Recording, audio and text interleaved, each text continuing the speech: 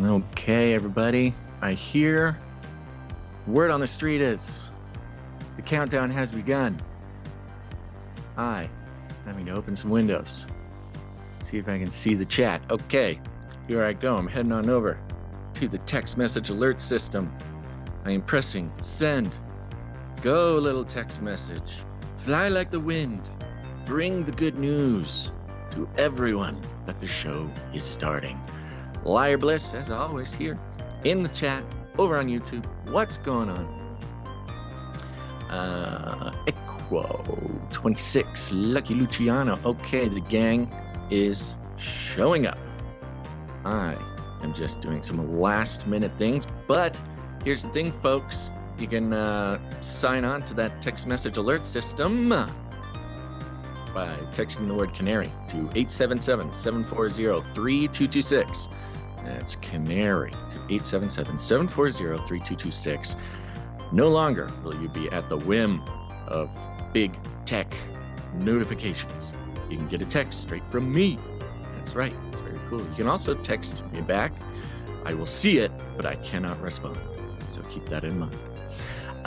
Okay, here's the thing. If you go to canarycrynewstalk.com, there'll be a tab on the bottom of the right-hand side. Click on that green tab, and you can leave us a message. You can do shout-outs or questions or comments, whatever you want to do. But you can also leave us a pre-show prayer. That is a prayer by you that we are playing at the beginning of the show, setting the spiritual tone, spiritual producership. And go do that. It takes about 90 seconds. You got 90 seconds to leave that pre-show prayer. And we have one today. So let's start with that prayer and get the show going.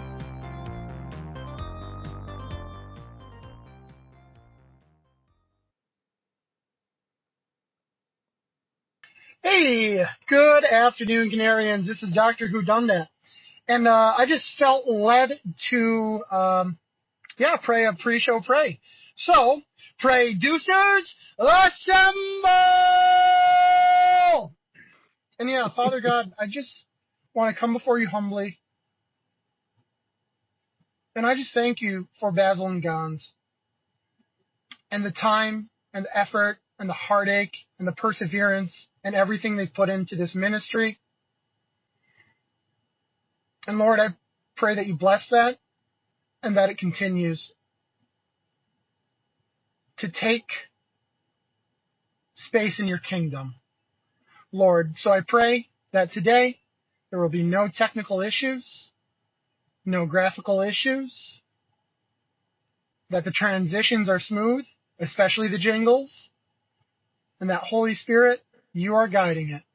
And I ask that eyes and ears will be opened, and Lord, that your will be done with this episode of CCNT, TGIF, and God bless the Canarians! Hey, this is DrWhoDunDat, signing out. The world is getting crazier. People are acting more and more insane. The end of the world is tomorrow. Tomorrow. There's only one thing to do when the world is falling apart. Listen to Basil and Gonz as they discuss this week's news and events through the lens of Bible prophecy. You are listening to Canary Cry News Talk. You're listening to Canary Cry News Talk. Today is November 17th, 2023, and we are live to tape on episode 690. And today, GAMECHANTMENT. Signing on from off the grid, Razzle Dazzle. I'm your best buddy Basil, and you are not crazy.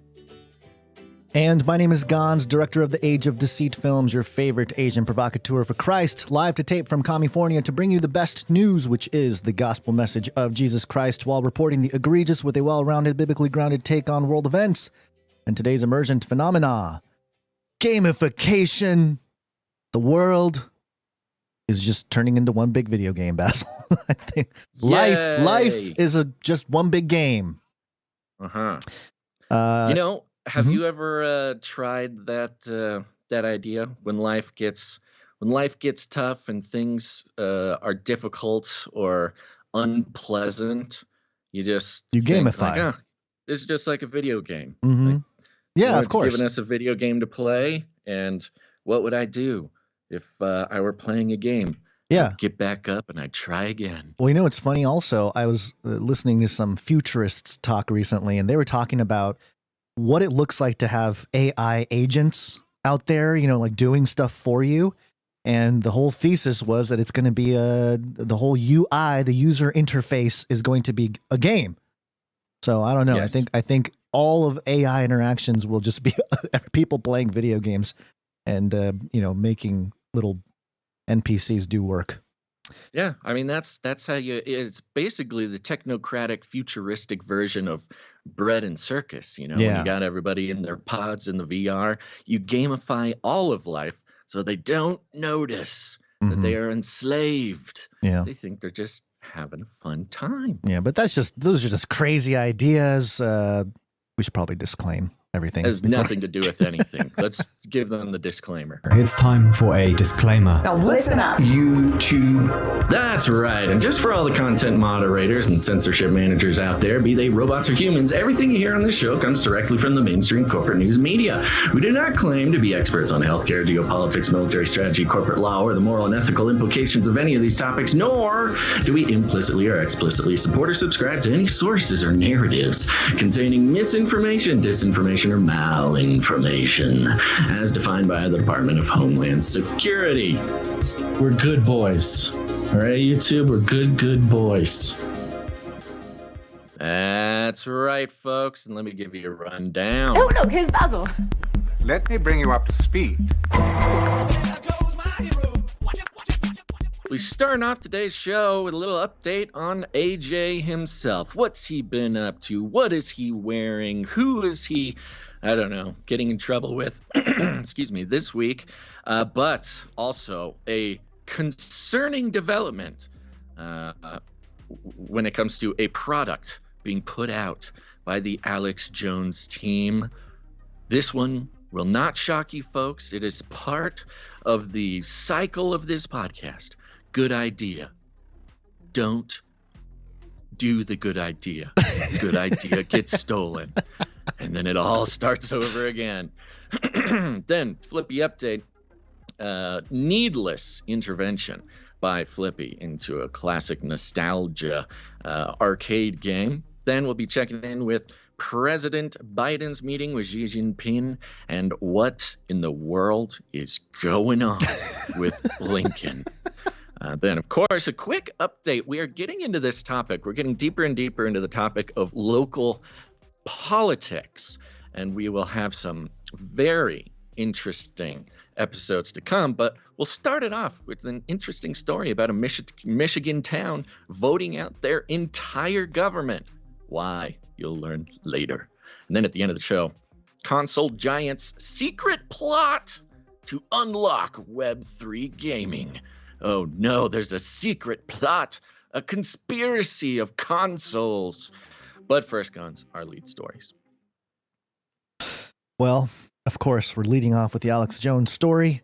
And we have our own sort of version of that. I got a new one here too, but just so everybody is aware, we do have a project. Well, really, it's your project, but you know, I'll ride along its coattails here and perhaps help develop it at some point. But the New World Order Fantasy League. It is a New World Order Fantasy League. They're all 100% eugenics, transhumanist lizards that control everything. They hate you. The long-awaited New World Order Fantasy League. There is a website. There is a newsletter. There is technically some sort of case when it comes to copyright law. But that won't stop the powers of this world from once again co-opting our very good ideas, Gons. Yeah, well, of course, Alex Jones. You know, Alex Jones. Yeah, go ahead. Real quick. Sure. Did I tell you that the New World Order Fantasy League Twitter got banned? What? Yeah. Why? I didn't know this. You didn't tell me. Anything. I literally, I got the username NWOFL and then was like, going to go back and build it out and like put the, you know, start tweeting from it. Right. And when the next time I logged in, they're like, "Yeah, you're banned. Sorry." There you go. Like, why? It was probably Alex Jones. The canary in the coal mine. They've been creating animal-human hybrids for decades who were made by the aliens. Elon Musk may be the Antichrist. Elon Musk may be the Antichrist. Elon Musk may be the Antichrist. I'm gonna eat your brain now. Is Trump gonna have babies with a goblin and actually help the New World Order and turn against us like Darth Vader? The canary in the coal mine. Yep. You were the canary in the coal mine, and your brains were eaten. Just a little thing I threw together before the show today. You made that. Oh my gosh, good job. Yeah. Well, you know, he's been busy. Alex Jones has been busy developing a game. He's had his transformation from, I don't know, conspiracy man to game developer. And here's how the transition sounds like.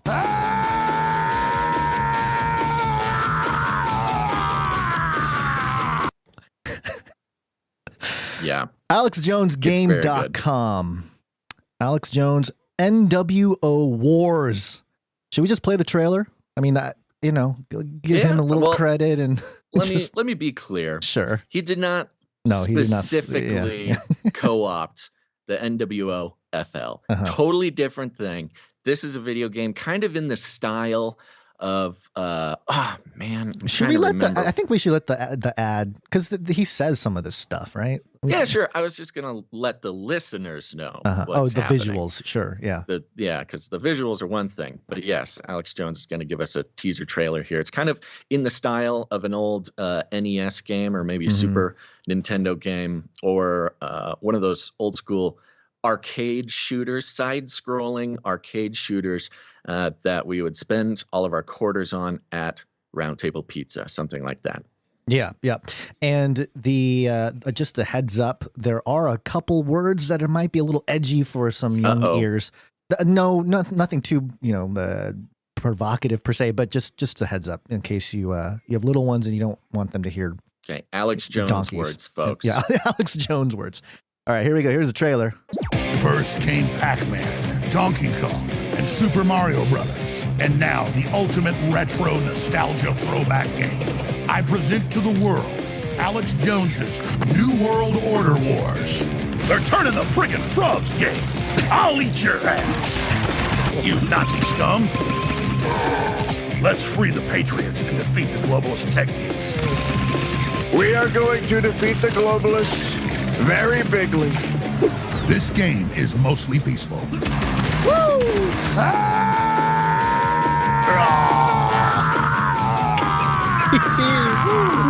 I'm going to lower the world's population. Oh, big deal. I'm taking you down, rapist. I did not have sexual relations with that saxophone.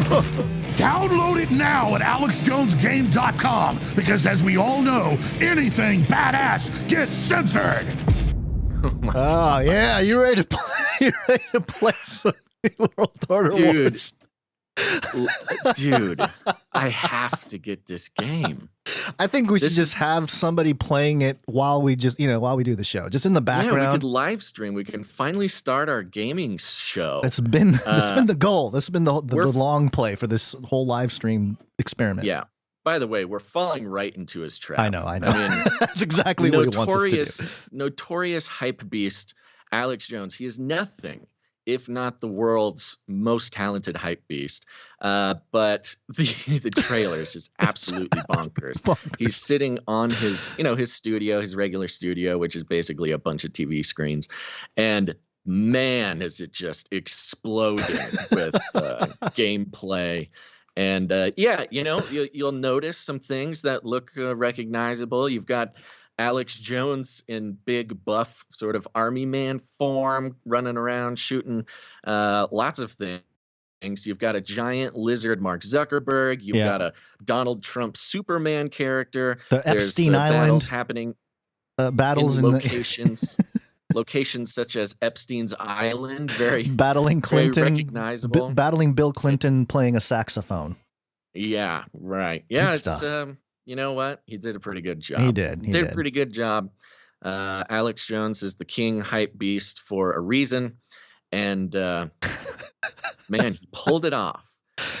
Well, I if mean, anything, uh-huh. if anything, this gives me a sort of inspiration that the game can be done. Like he obviously either paid a studio to make this, or had somebody come in-house to make it. But it's totally possible. If Alex Jones can do it, we can do it. Well, I'm waiting for the Web3 integration. Clearly, this is not Web3 yet, but are they going to have an Alex Jones coin or like InfoWar token or something? Guns. Yeah. Not everything has to go Everything to crypto. is gonna go crypto.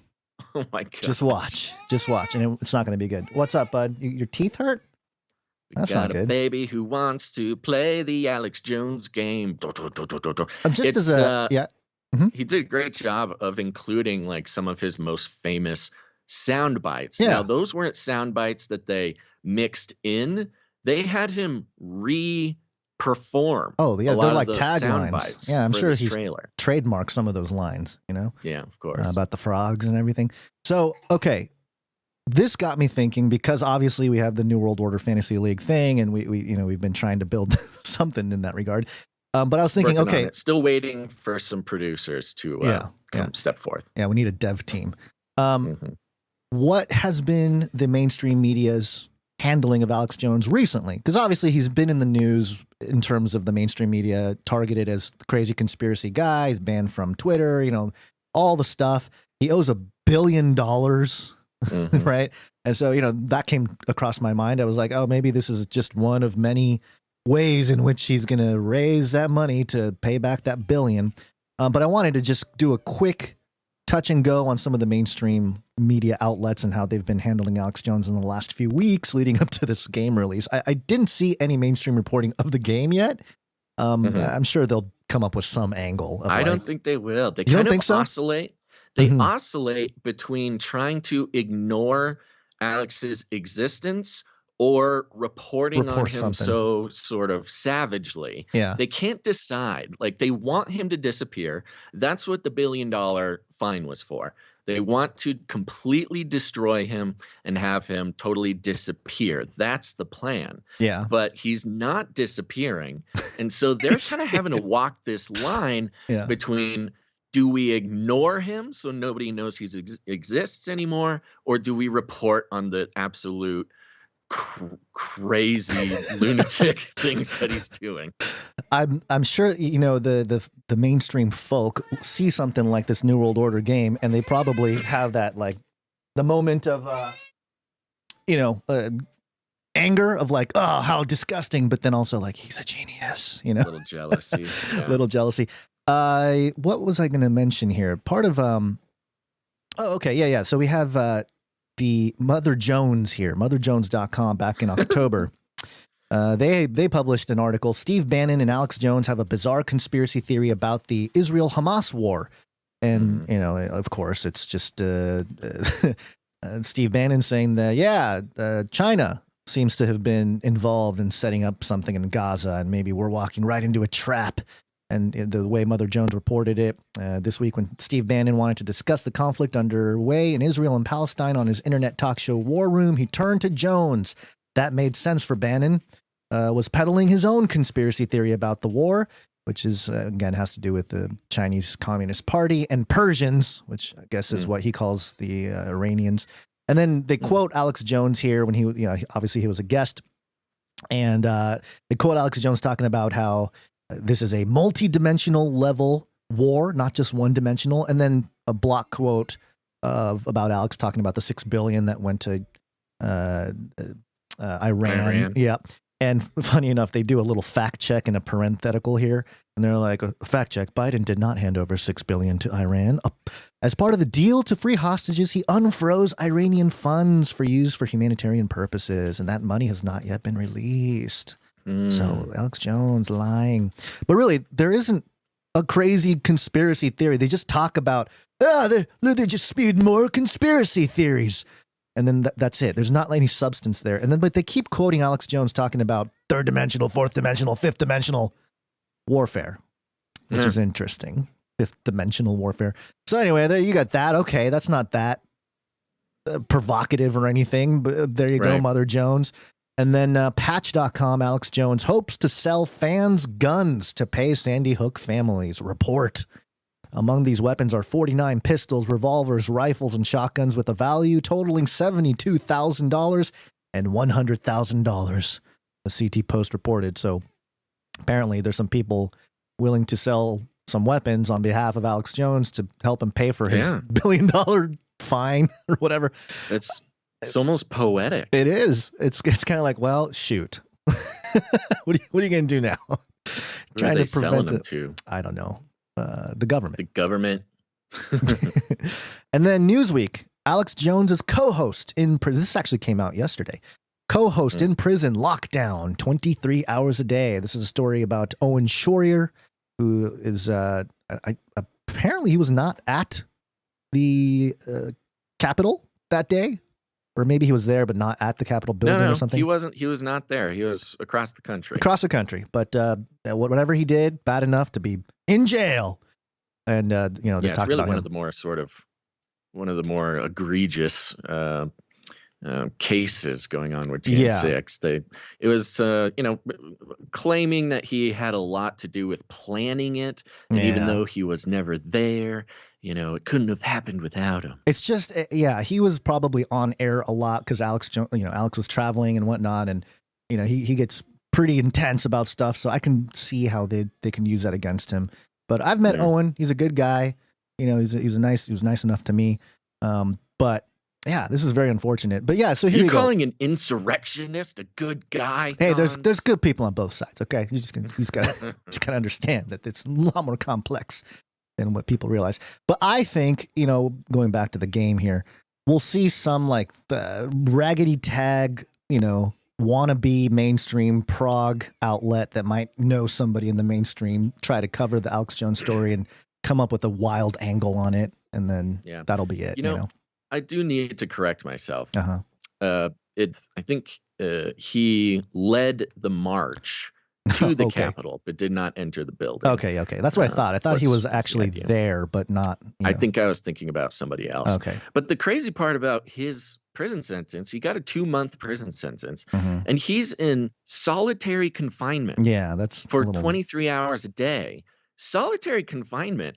There's social justice groups who are marching forth trying to reform our prison system that say solitary confinement is cruel and unusual punishment. I mean, this guy in his view of things, my view does not matter, but his view, he marched on the Capitol like groups have been doing for decades and decades. It's a strong, rich history of marching to the Capitol in this country. And that's what he did. And got sentenced to 2 months in prison, which, I mean, that's not necessarily an egregious amount of time. But to put him in solitary confinement. Yeah, that's. I don't know if that's for the whole 2 months or even if it's just for 1 month. It has to be for the purposes of some kind of legal standard for mental health or something. There's got to be something else going on. It might be for his protection or something. Maybe, I don't know, but that's brutal, man. Yeah, that's ridiculous. So there you go. I mean, I suppose we've talked about this before, Basil, how we're blessed to be doing what we're doing, but also we're kind of in that no man's land. We're fringy, but not super fringy. We're not mainstream. We're not be very popular. That is a blessing these days. Yeah, because on one hand, Alex Jones responsible for waking up a lot of people. There are questions about his loyalties and whatnot, and that's going to happen if you're that big. It happens to us, Basil. It happens to you and I. So of course it's going to happen to people like that. But once you get really involved in, there are legal cases, and then it gets really messy, and then it can really kind of mess with your life. So yeah, we are blessed to be sort of a smaller operation over here and fly under the radar and report on things happening. But I am going to call out and say, hey, let's try to get a dev team going for this New World Order Fantasy League. There's no more excuses. We got ChatGPT to do the heavy lifting for That's us. true. ChatGPT might be able to do a lot of the coding for me. The other day I didn't message you about it, but I was kind of tinkering around with how it might work, and it's possible. I mean, ChatGPT will publish or at least spit out a product. It doesn't mean it's going to work, right. but yeah, it's possible nowadays. So there you go. Okay. Well, there you go. Go to NWOFL.com or NewWorldOrderFantasyLeague.com. This website was built by the wonderful producer Laura. Excuse me. And you can read all about it, sign up to be on the newsletter to get the updates. And yes, you're going to want to do that because we will. Our new goal is to rival Alex Jones's, New World Order wars. It's not a bad idea. I think maybe we just need to scream and just get people pumped? Scream. We scream sometimes. I know, but we need come on, we can't.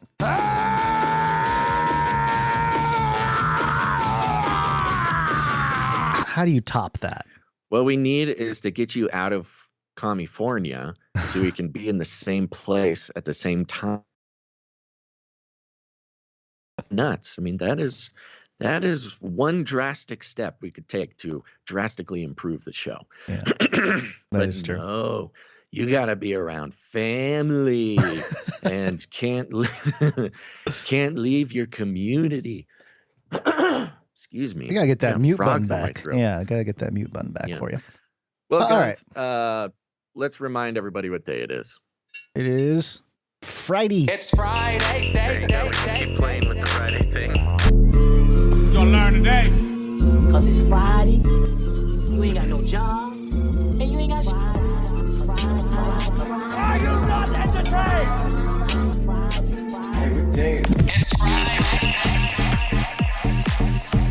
It's Friday.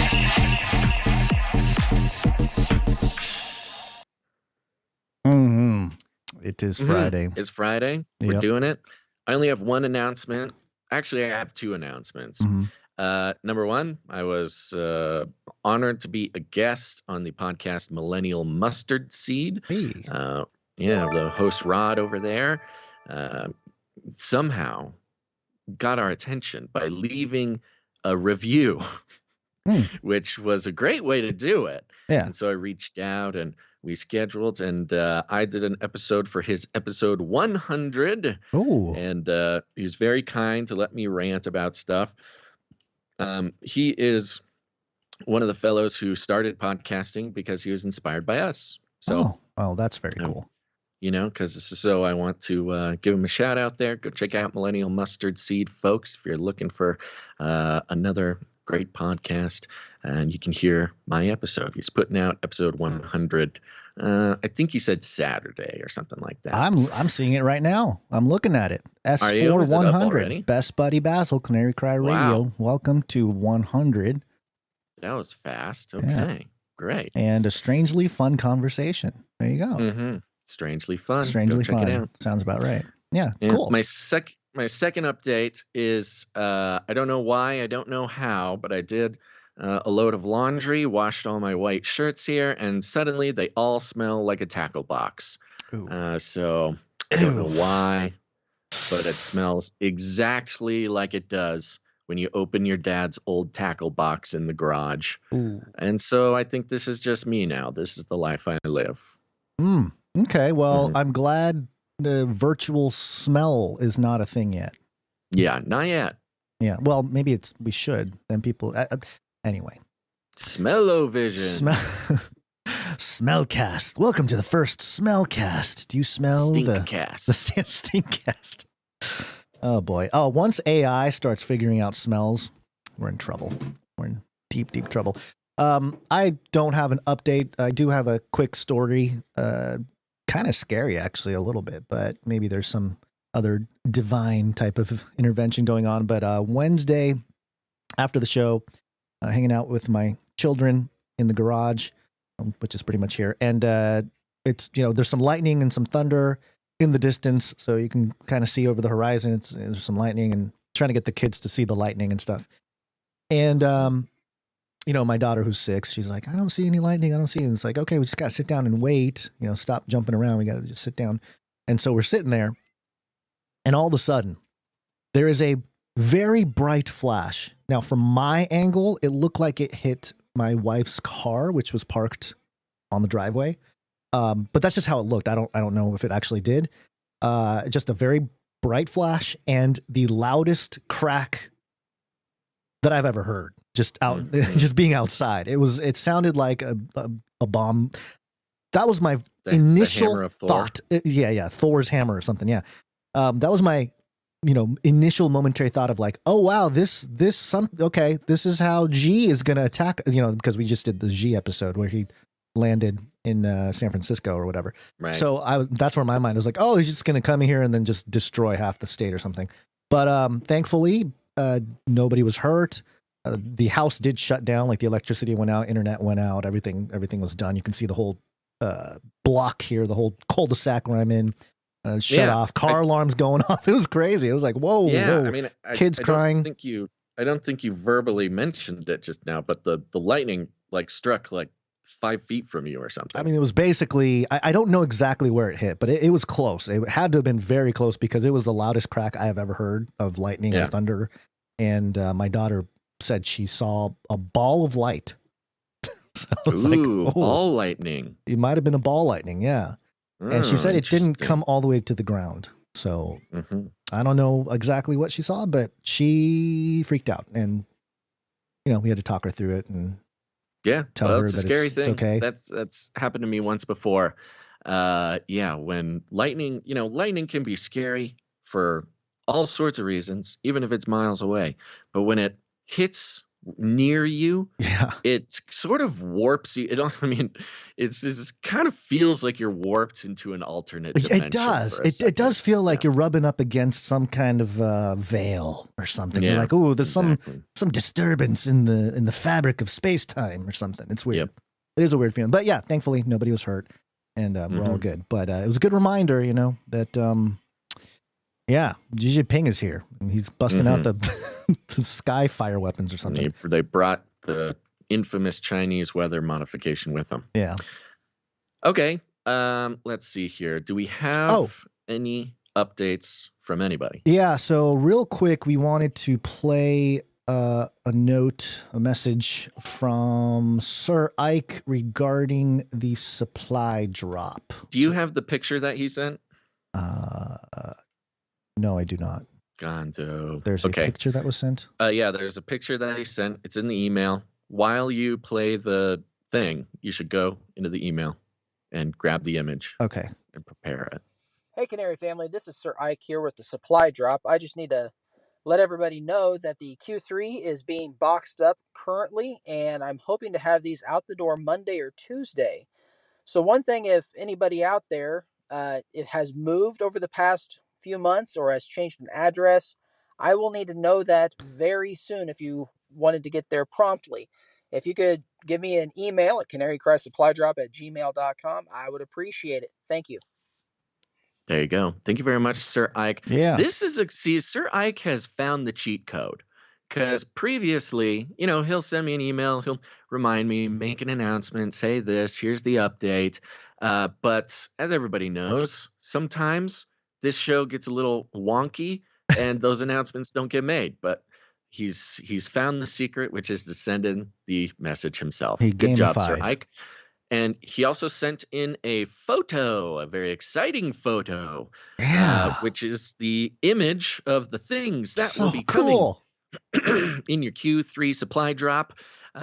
You will be receiving the first ever Can You Cry News Talk hat. We got it in a nice olive sort of drab green there, so you're camouflaged while also repping the show. We've got Age of Deceit 2 DVD sitting right there looking so beautiful. Of course, we've got the new Slave to Servant CD as well. If you heard the episode on CCR and liked what those guys stood for, we have their CDs coming to you in the mail.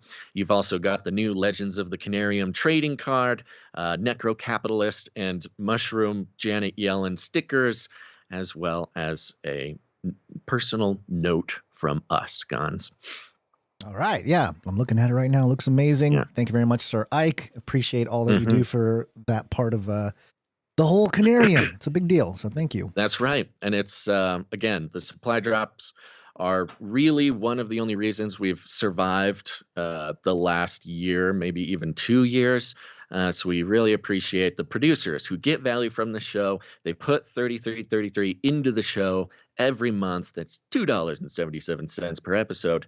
And as a free gift, we send supply droppers this awesome box of stuff every quarter. Now, the next supply drop is the fourth quarter supply drop, which means it's going to include the much acclaimed, long-awaited Canary Cry calendar for 2024.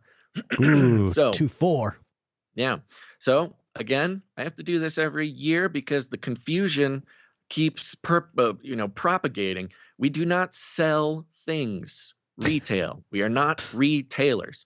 You cannot purchase the calendar with money. The calendar goes to the supply droppers because of their faithfulness. So if you want a Canary Cry calendar, sign up for the supply drop and do it soon because there's going to be a quick turnaround on the fourth quarter supply drop so we can kind of catch up to the schedule. But this Canary Cry calendar promises to be a doozy. We do not have the promo material yet, but we certainly will show you it as soon as we get it. But I know the producer, Sir Ike, and team are busy working on the Canary Cry calendar, and we thank them for that. So if you want to get involved, if you want to support the show, if you get value, remember, we do not sell retail objects. You must go to canarycrysupply.com, canarycrysupply.com, and sign up, become a producer of the show. I mean, it's really a blessing to us, not only because of the financial help that it provides, but also every single time we see somebody sign up, it's really just honestly, it's emotionally satisfying for us because it's like, oh, thank God somebody gets value from this show and they're showing it to us in this way. So go to canarycrysupply.com. Oh, it didn't play. Darn. Why didn't it play? Oh, no. Waiting for supply drop.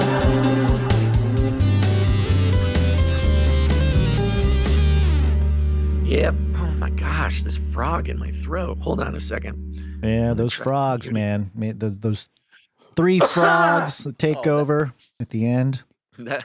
Yeah, man. Those frogs looking spirits. Gotta. Oh no. We might have to exercise you, Basil. The mute button that I pressed muted the Skype feed. I'm looking at my waveform on my recorded file, and it made it onto the podcast version. Sorry. It's all right. It's all right.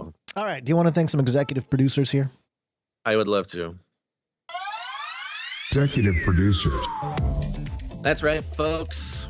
You can become a producer of the show because we are value for value. The value for value proposition is simple. If you get any value from this show, you have the opportunity or possibly the responsibility to put some value back in because we take absolutely zero money and influence from corporations, commies, or cartels. We do not receive any support from the corporate advertising system or sponsorship system. And that's the way it has to be. We are living in the future, folks. No longer can we trust that the corporate incentives put on pieces of media for podcasting or for advertising purposes does not influence anything, even if it's subconscious. The desire to stay brand friendly, to keep the money flowing, is very strong. So we don't take any corporate money whatsoever. Instead, we're on the value for value model, which is a revolution. And it's not just a revolution for this piece of media, but it's a revolution for each and every one of us to take responsibility for what media we want to perpetuate and which media we do not want to perpetuate. Perpetuate. So, you can become a producer. Become a producer at canarycry.support. But you can also produce the show with your time or your talent. Time, talent, treasure, baby. Get involved no matter what you do. But the executive producers are producers who come in for $100 or more per individual episode. And that's why we want to thank them here at the top. You ready, Gons? Yes, sir. Okay, we're starting out with the one, the only executive producer, Sir LX Protocol V2 Night of the Berean Protocol, coming in.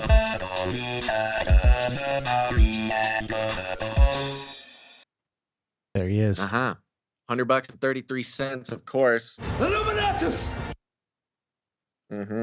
And no note, but he comes in with 235 episodes in a row.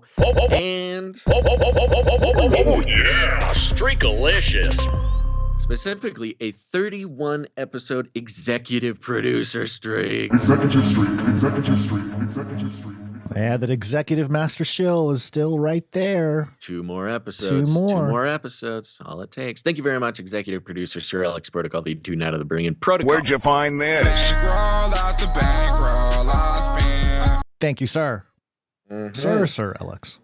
Sir? Do you have the Canary Cry roundtable pulled up? Yes, I do.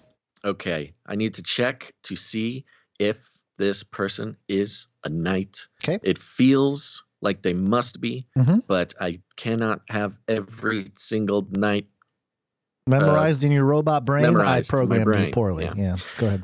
So today we have executive producer Tyrant. Tyrant. Is that the name you want me to look up? Yeah, to see if we. How do you spell that? If we knighted Pizza Rat. Oh, Pizza Rat. Pizza Rat. Oh, I thought you said Peter Rat. I was like, what is Peter Rat? No. Pizza Rat. I do not believe Pizza Rat, at least, is not on the list. I kind of have some memory of him. I remember it too. A knight, but maybe we're just crazy. He's in the chat, so if he's in the chat, he should tell us right now if he's been knighted. But Pizza Rat comes in. He actually came in twice as an executive producer. Nice round number, so we're not going to disclose the amount. If I don't know if he meant to do it or not, because he came in once on both of the payment platforms. If you didn't mean to come in twice, Mr. Pizza Rat, let us know. We'll be happy to correct that for you. But he comes in with a note.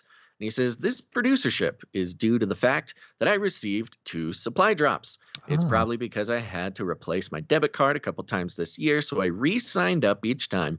So I'm sure my address being on the list twice was just an oversight. Yes, the ongoing ramifications of my big spreadsheet whoopsie.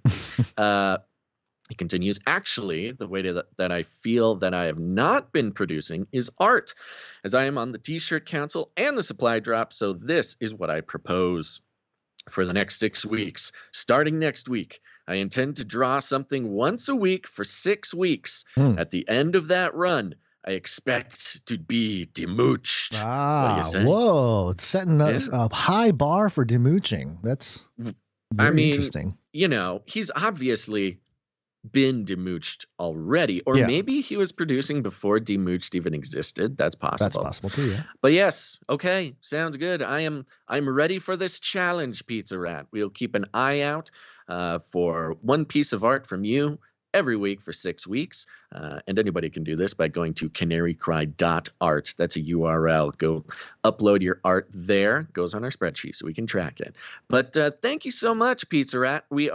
We appreciate the challenge. I like the producer setting their own challenge publicly. That's how it should be. We do not facilitate. You set your own bar. Yeah, you set your own challenge. He's pushing himself. He's doing art. Doing art for the show is especially interesting because we've had many producers, Sir Dove, Dame Allie, who have produced hundreds of pieces of art for the show. Yeah. And you can see like the incredible improvement that comes to a talent when you practice it 3 times a week or whatever. Or more, yeah. Yeah. So anywho, there you go, Pizza Rat. Challenge accepted. I like this. I encourage anybody, whatever the challenge might be. Maybe you want to do jingles. Maybe you want to do a stand-up comedy. Maybe you want to leave dad jokes in audio dad form. Jokes. even pre-show prayers, you know, if you want to challenge yourself to leave, 6 weeks of pre-show prayers or something. These are all good things. I encourage this, and I want to see what other challenges producers give themselves. Yeah, it's a good call. Thank you very much, executive producer Pizza Rat. Where'd you find this? Bankroll out the bankroll I spend. Okay, that's not all, Guns. We have another executive producer. Wow. You know her, you love her. She comes in, saves the show often, and this is executive producer Christine S. Christine S., thank you so much. Christine S., thank you very much, executive producer Christine S., coming in with a nice round number. And for those who don't know, when you produce the show with your treasure, if you send in a nice round number, that's you telling us that you prefer we don't disclose the amount. If you don't mind us disclosing the amount, make it some sort of funky number. People throw on 33 cents or 77, 1, 2, 3, 4, make it some sort of signaling number, and we'll read the amount on the air. Thank you very much, executive producer Christine S. Women rule. Where'd you find this? Bankroll out the bankroll I spend. It's good to hear from Christine S. Yeah, it is, of course, always. All right, thank you to all of our executive producers. We'll thank some more producers later on in the show. But remember, you can produce with your time, your talent, or your treasure. Go to canarycry.support for more, and at canarycry.support. If you scroll down to the bottom of that page, you'll see a form.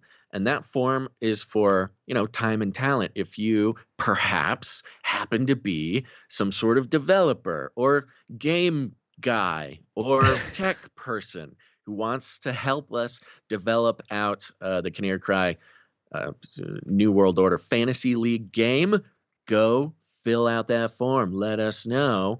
Or you could just send us an email at canarycryradio@gmail.com. Canarycry.support. Whee! Flippy update. Do you want fries with that?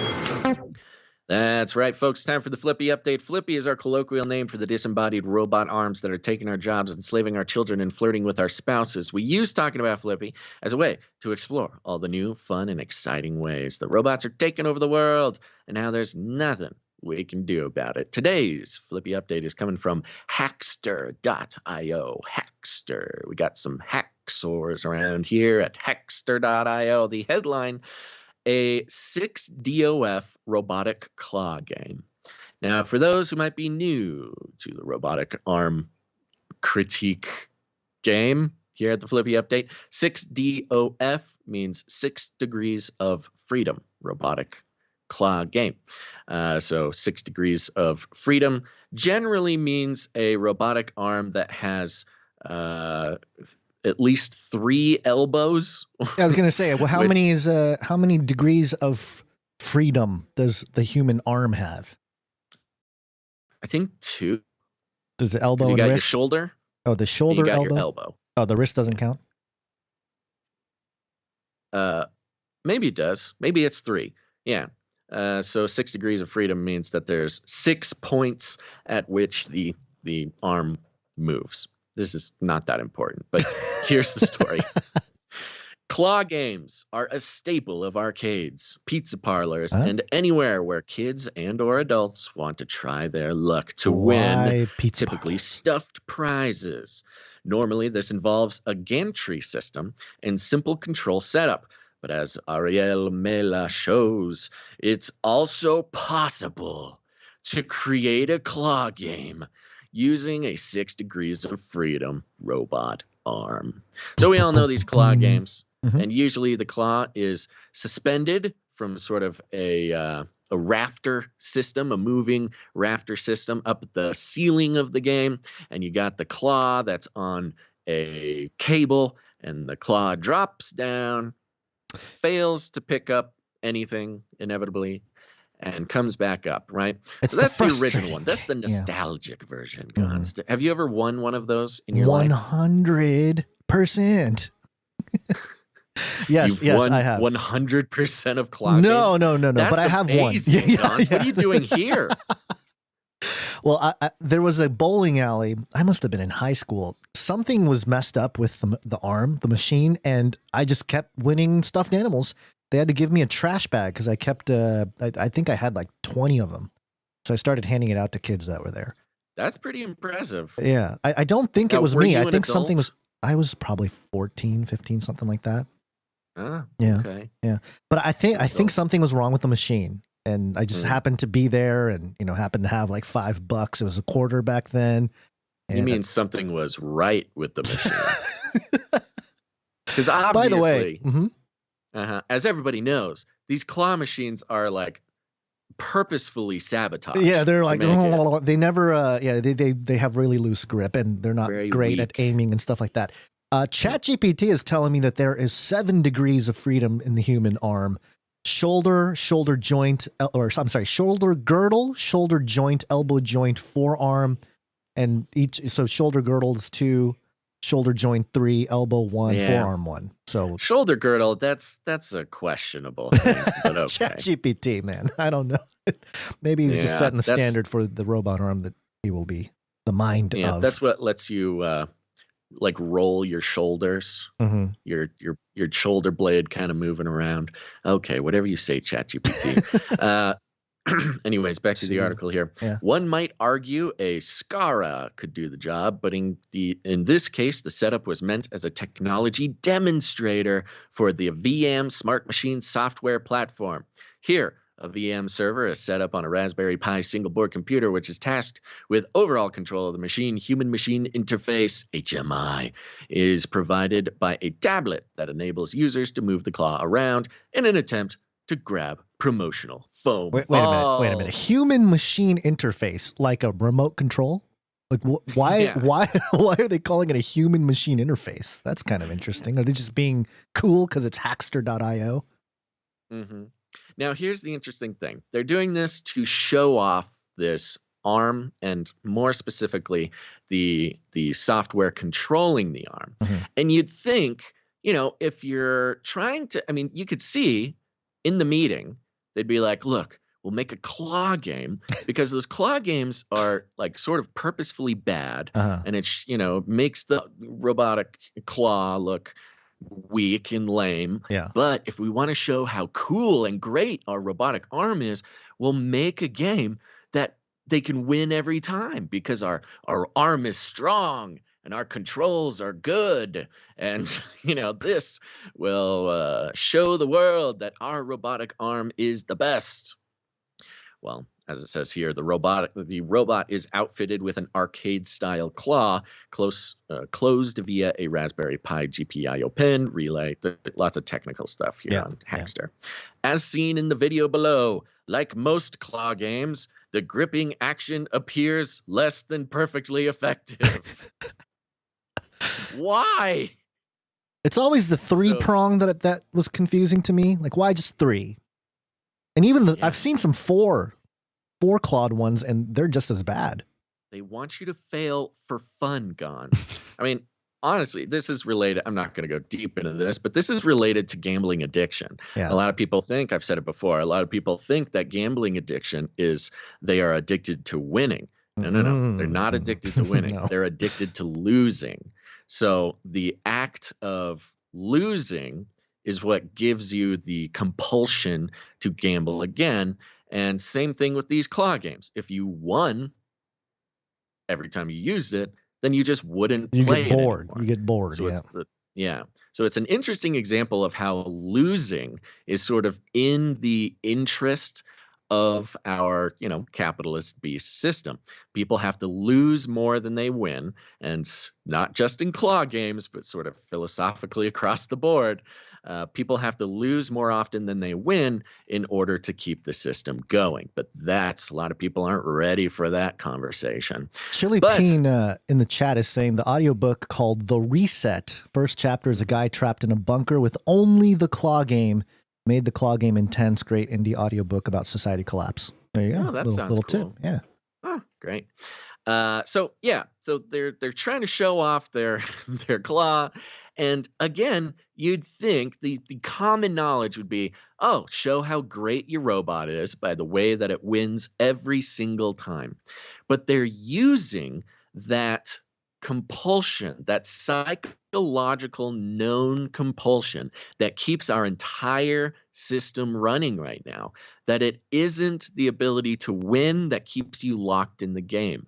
It's the constant losing and the possibility of winning. This core concept is what keeps everybody basically trapped in the rat race that is sort of the American capitalist system. Now, I'm a capitalist. I love capitalism. It's brought more people out of poverty than any other system ever in the history of humanity. However, we can all agree that the current corporate oligarchy of America is not the greatest form of capitalism. Much like how communism has never had an effective manifestation. Application, yeah. Yeah, we had effective capitalism for a little bit, and then it kind of went off the rails. And now we're in... Los caminos del necrocapitalismo. That's not the best jingle there, but we got the now we're in Capitalism. Necro-capitalism. Profiteers of death. There we go. That's right. It is necro-capitalism. Most people must lose. Now, here's the thing about the Flippy update. New people, we're not just here to tell you about a new robot. We're here to identify the psychological tricks being used in the propaganda to make you, dear human, open and maybe even desirous of robots coming into your life. So we have it displayed here so beautifully. This robot could have been perfect, but they're using the same psychological mechanism that perpetuates gambling addiction and indeed perpetuates the rat race that is American corporate oligarchy capitalism in order to psychologically manipulate us into using these robots more and more and more. Did you play the video a little bit there, guys? Yeah, it was playing in the background for a while. Yeah, it's been on loop. It's like a 20-second video. It ends here with, overall, the game was a great success when put on display with people enjoying this new take on the arcade classic. Of course, there are any number of ways it could have enhanced or changed around. Perhaps this will inspire more retro mechanical arcade builds in the future using modern software. So even there, they kind of give away the trick. Hey, this claw game was just as frustrating and failed just as much times as the old style, but this will inspire more people to reimagine your nostalgic games with modern robots. I love how we have, not enough water in certain parts of the world, but the problem being presented now is, oh, you remember those robot claws in your childhood? That's the problem we need to solve. That's where all the brain juice needs to go. And you see this concept of the failure of robots endearing us to support and to finance more development and more implementation of robots. There's been big viral videos about the robot who is packing, bins on a conveyor belt and just collapsed. And people were like, I get it, robot, me too. And what does that do? It only furthers the movement that is making robots ubiquitous in our communities. And as I went off on a rant on the millennials, it's easy to miss the sort of core concept of the Flippy update, which is that these robots, more than anything, are put in place by the sort of prevailing ideology and prevailing elites, almost always inevitably separating us from other people. We talk about divide and conquer in a political sense. We talk about divide and conquer in all sorts of ways spiritually. But the idea that we see, and they tell us outright that the reason for these robots is to further separate us from other human beings. Why? Well, because that makes us even easier to control and puts us even more in sort of a tailspin psychologically and emotionally, the less and less we connect with other people. I do find it interesting that I'm coming from a spiritual perspective here. And I've been harping on this a lot recently, but the fallen nature of man, since man is fallen and we're programming all the robots, we are programming our fallen nature right into the robot. And that's what allows us to think that the robots, are not human, but just have personhood or something, have feelings, and you're right. It's the failure of the robot that allows us to emotionally connect because of our sin nature, our fallen nature. So interesting cyclical thing going on. It's exactly. And that's why, the FLIPPY update, we think, is so important, because the first step in resisting the sort of overarching control mechanisms, the mind control, the being tricked into participating in the system in ways that do not benefit us, it all starts with propaganda. And to identify that propaganda and to see it when it sneaks in, and to be able to practice identifying those messages, that is sort of teaching us to resist the very powerful messaging coming from all directions in whatever topic you're talking about, in whatever part of life. So there you go. There's your FLIPPY update for the day, folks. Hope you enjoy, and get a grip on FLIPPY before FLIPPY gets a grip on you. Oh, trying it out. That was from I think that was from Chili Peen last episode. Thank you, Chili. I think I adjusted it just a little bit, but we're working on it. We'll get a good outro to the FLIPPY update. All right, good stuff. Let's move on here to some politique. It's Latin for many. Tick. Now suck your blood. Politics. This is the United States of America, for God's sake. Got hairy legs. Got hairy legs. Got hairy legs. Hairy. Got hairy legs. Hairy. COVID. Get vaccinated. Oh, yeah. So we reported on Monday that Xi Jinping landed in California, and it was looking so great in San Francisco. It has not looked that clean since 1987. I don't know. I have no idea when the last time it was that clean. Actually, in my childhood, it was pretty clean. But we have a report here, or not a report, I guess it's just a presser from the White House, whitehouse.gov. And the headline. So we can trust it. Straight from the source, folks. November 15th, 2023. The headline, readout of President Joe Biden's meeting with President Xi Jinping of the People's Republic of China. Now, something I noticed about the website, this is kind of a side note, but, the White House, whoever's doing the web work on the White House, starting to incorporate some modern website stuff, maybe some plugins. There is a tab on the left side of whitehouse.gov that allows you to toggle the color, because normally it's just a white background with a little, black writing and some maybe dark blue writing. But now you can toggle the White House website to look black background with white lettering. I don't know what that means, Basil. Maybe this is dark Brandon, but are you seeing this? That is interesting. That is weird. Isn't that weird? I mean it's pretty standard website stuff, but yeah, for the White House to do it, it's kind of like, I don't know. I think there's some kind of signaling going on, but I'm not sure what it is. They went for a night mode. I mean, the branding and the brand guide for different government agencies never changes. Yeah, it never ever changes. Yeah, for them to do something like this. This is the type of thing that like Q would go off. Right, like, they changed it to black. They've activated Dark Brandon. Dark Brandon. So here we go. This is what it said. I'm going to do it in dark mode. President Joseph R. Biden Jr. today held a summit with President Xi Jinping of the People's Republic of China, PRC, in Woodside, California.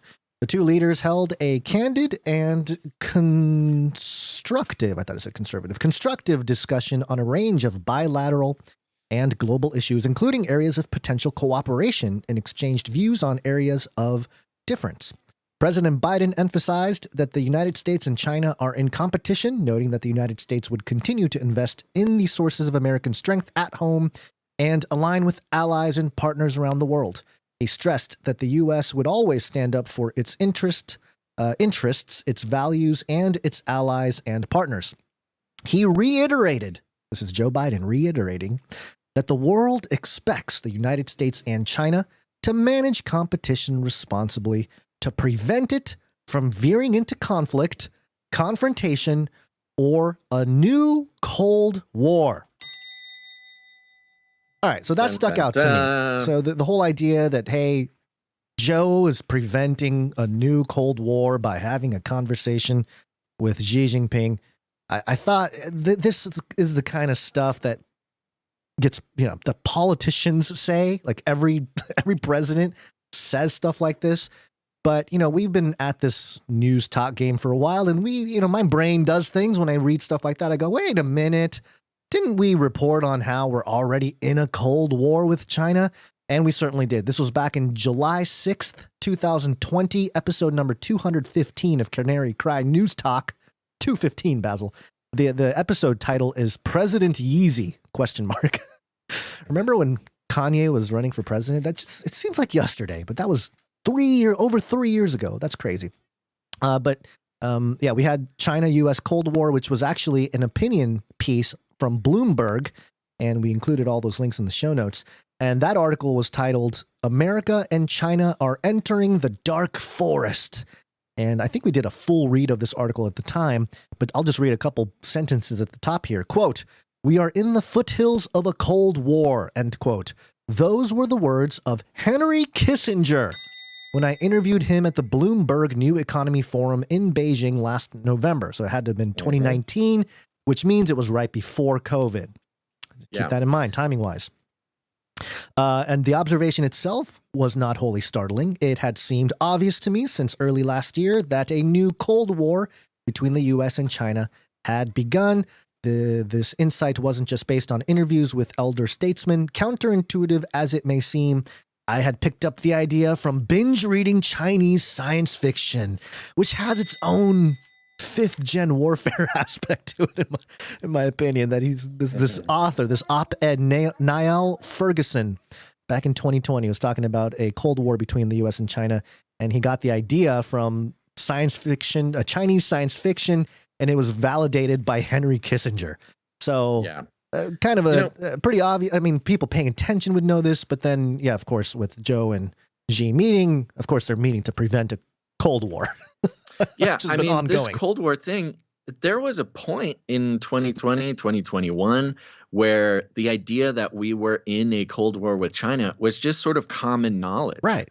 I mean, we were reporting on it for a while. It was just sort of understood that we were in the midst of a Cold War with China. And I don't think nobody could challenged it. Yeah, that, like, we still are. We're constantly sort of having these military threats to one another, especially over the South China Sea and the issues with Taiwan.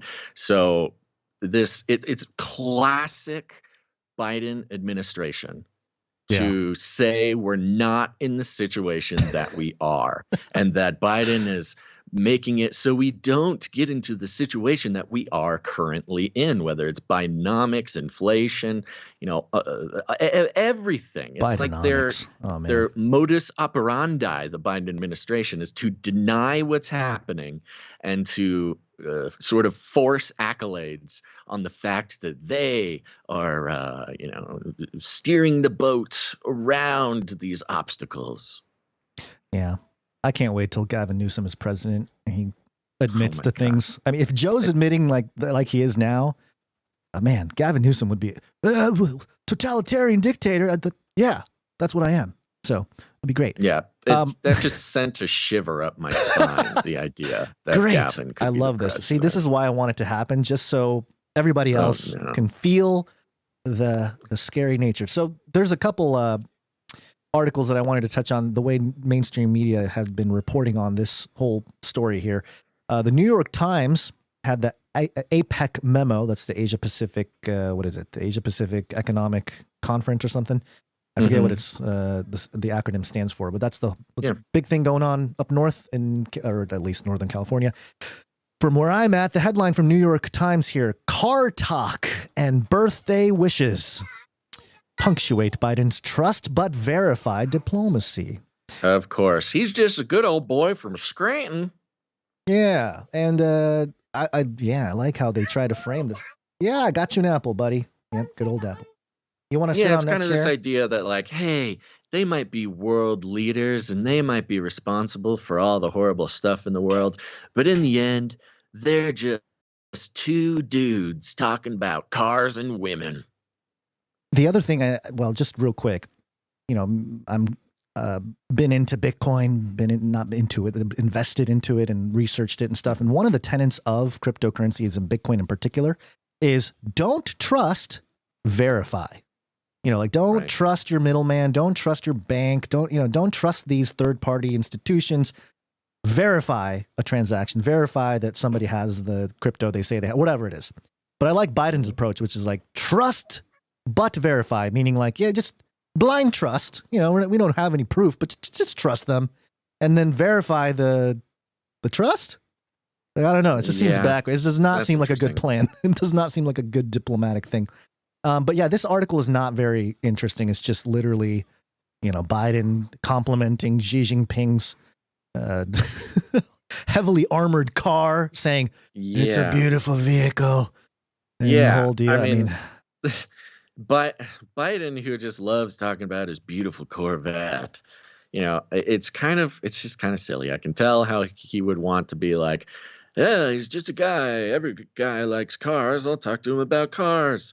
And then cool armored sedan that I'm pretty sure we provided you, or maybe you flew it over. I don't know, but cool armored president car. I like want to see my Corvette. I like this right here. Quote, show the president, Mr. Xi said through a translator, chuckling. Mr. Biden, whose love of muscle cars is so well known that it has been skewered by the satirical news site The Onion, peeked inside Mr. Xi's car, then gestured to his own ride, a squad armored Cadillac built like a rolling bunker. You know what they call that car, Mr. Biden asked Mr. Xi. They call it the Beast. Speaking of the Beast system, Beast system.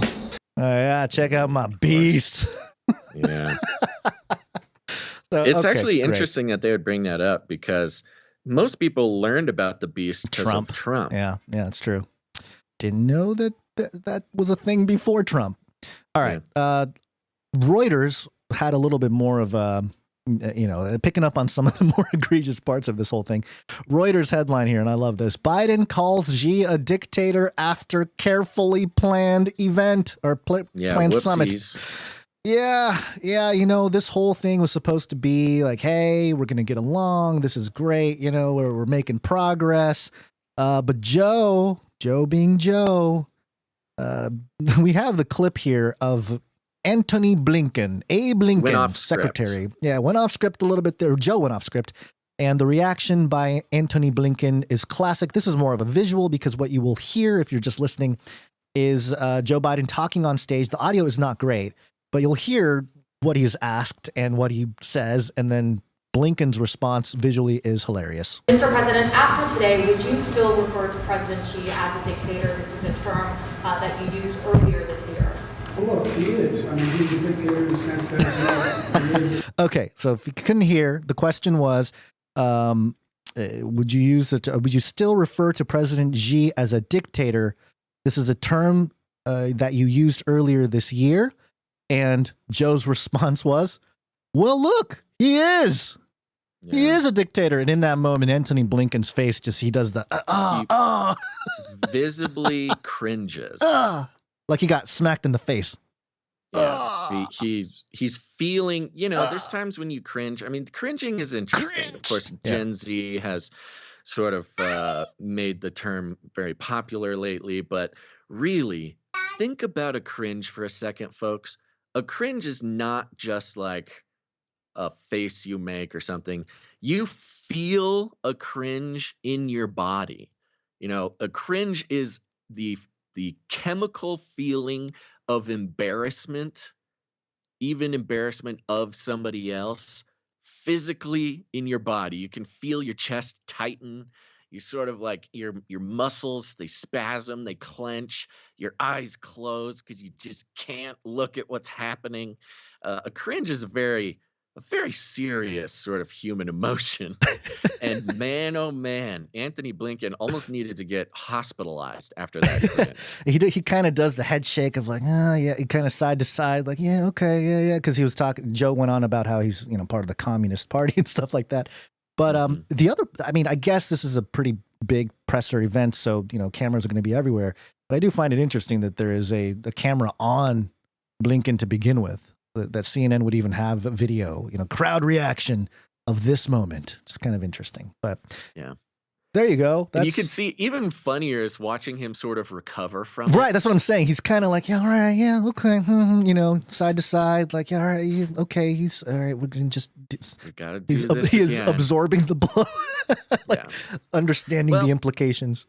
That's pretty funny. And it was an excellently posed question. I don't know who the questioner was there, but they are not a friend of Biden for asking the question. But very interesting how similar the answer to that question was to Gavin's, cleaning up the streets. It's true because it's true. He basically gave the "it's true because it's true" answer. These two, Gavin and Biden, they obviously spent a little bit of time together recently in California. They're sort of rubbing off on each other. It's they're getting closer, which is not a good sign for people who don't want Gavin to run for president. But you can see the future building with these two. Sorry. Dealing with that's okay. The little one for a moment. No worries. Okay. Well, to recover from that cringe, Gons, let me tell you something good. Yep, that's not going to happen right now. Sorry. Or not. Yeah. The jingle's not working. Yeah. Jingle did not make it. Tell me something good. That's right, folks. We also need. Here's a heads up to the Jingle Boys. Jingle boys and girls, we need a local politics jingle. We're gonna be talking about local politics because we've known for a long time that local politics is the most effective way for us as individuals to affect our direct experience of life in our community, and getting kind of passionate about this. So we're gonna need some sort of local small town politics type of material. Maybe get some banjo in there, something that separates it from sort of a more I don't know, futuristic vibe, something down home, just something to think about. Okay, this is coming from News Nation. And News Nation, just as a reminder, I believe this is where Chris Cuomo landed. So it's a weird little outlet, but it's got Cuomo. It's kind of one of these weird side outlets, I believe. The headline: Michigan town votes to oust entire government over Chinese factory plans. I love this is happening at the same time as Xi visiting the country. We have some heroic citizens voting out their entire local government for this reason. It says here, where'd it go? A rural Michigan town voted to oust its entire local government Tuesday after the town board approved a Chinese-affiliated electric battery plant.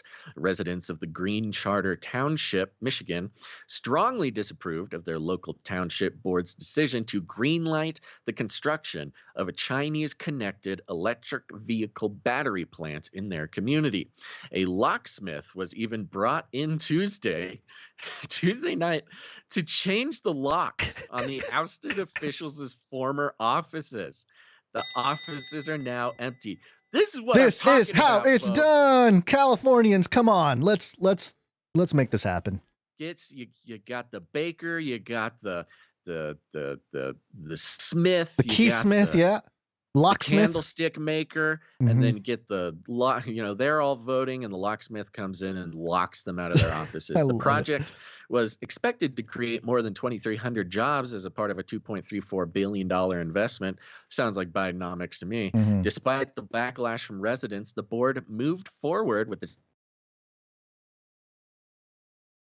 communism, and you're bringing it right here, a local resident said last year.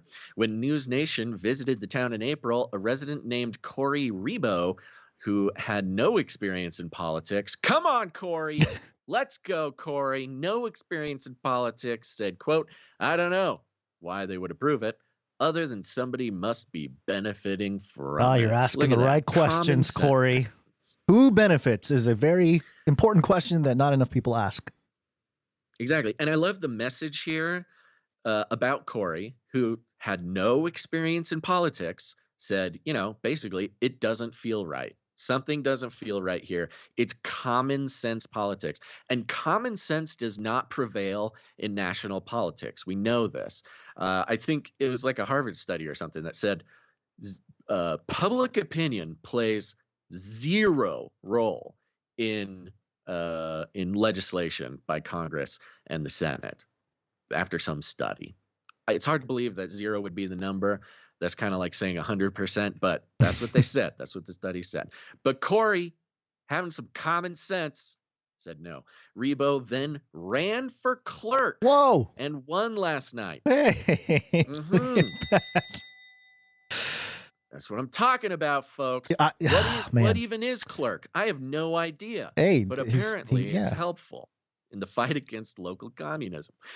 Quote, we just plan on making it as difficult as we possibly as possible for them to continue their process. They don't even have a site planned. They don't have permits yet. So we're not their friend, Rebo said, of how the new government is going to handle Goshen, the company behind the plant. However, it's the possible communist connection that so many Green Charter Township residents said drove them to the polls and fueled the town's anger. The Chinese-affiliated company Goshen previously denied allegations of allegiance to the Communist Party of China. Yeah, it doesn't matter. We know that's bull hockey. Yeah. However, its corporate records say, quote, the company shall set up a party organization and carry out party activities in accordance with the Constitution of the Communist Party China. Quote. That's funny. Yeah, that's so blatant. That's the thing. Yeah. There is no Chinese company that does not have an actual department for party organization in the company. It's legally required. Right now, we are not on friendly terms with China. They are threatening us. I consider them the enemy. I don't want them here either, Resident Harry King said. With the overwhelming distress for the town's government, a clerk from a neighboring township ran the election and counted the ballots. That's right. Even down to counting the ballots is a local thing. Yeah. Cheers erupted as voters heard the result from the recall election held to vote out the entire town board. The new board will be sworn in Wednesday. The process to keep Goshen out of their township will begin. Goshen has already bought the property, so the new board is expecting a long road ahead. But they said they are willing to fight. That's what I'm talking about, folks. Local politics. If only this was happening in, every township, or even just the rural ones. I mean, even if you're in a small township, which presumably would be much easier to get into local government positions, even that is fighting a very strong battle against the influences that we all know about. Because, LA is sold out, San Francisco's sold out, these big metropolitan cities are going to sell out to globalism. But that's why you have big corporations and Chinese companies. The biggest threat that they're posing is to rural communities, farming communities, rural communities adjacent to military bases, rural communities rich in resources, even just land, even just cheap land in a rural community is a target for the sort of flood of Chinese, influence. Yeah. The clerk depends on where you are, but they're the record keepers, basically. They financial record keeping, legal compliance, support services, stuff like that. So 122 Go To and Twitch says city clerk is an important and powerful position. Yeah. Look into it. There is something that crossed my mind though. I was seeing some footage out of this whole thing, the town voting and everything, and I don't know, maybe it's just because of my upbringing, some experiences I've had, but I feel like unless I speak, like, if I was just passing through this town, I think people might think I'm Chinese and like treat me bad or something. That's what I mean. I'm not saying that would happen. It just feels like that would happen because I've been to places in the country where it's kind of like that, you know, or you walk into a place and they're like, hey, go back to China. And it's like, well, I'm not Chinese, but okay. You know, stuff like that does happen. But, unbeknownst to them that I support their move here to get rid of China. Right, you got to wear your Trump hat or maybe, something like that. Yeah. Maybe I'll get a Japanese flag, and instead of the red dot in the middle, it'll just be a MAGA hat, you know? Trump. That's a pretty good, you could do like... Japs for Trump. Japs for Trump. Japs for Trump. Hey, I can't say it, but you can. Yeah. Actually, I don't think Japs with a big Trump hat instead of the circle. That's technically hilarious. I don't think Japs is. I think Nips is the real slur. So as long as we're, I mean, that was, you know, Nip. There's a chip company or like a product called Nips. So yeah, because isn't it Nippon? Is like the word for Japan or something? Japanese. Yeah. Yeah, that's hilarious. I'm telling you, Guns, a little side project for you. I mean, you just get that stuff printed up and make a website, and just, you know, you could easily sell some of those. Well, the Japanese community in California are horrific at organizing and marketing. Yeah. They are horrific at it. They're just so bad at it. So maybe I can mobilize the local Japanese population to vote Trump. Make the flag, put up like a Shopify account. And I'll go on a ads, Guns. A Facebook ads, maybe a street corner in LA to really trigger some libs, you know? Something like that. And then we'll just have a row of arcades of NWO wars, and people can go in there and learn all about the globalist plan takeover by playing the Alex Jones game. There you go. Yeah, there you go. All right, Guns, let's thank some more producers before we get to the next story. Let's do it. We're going to we are thanking some more producers coming in with their treasure.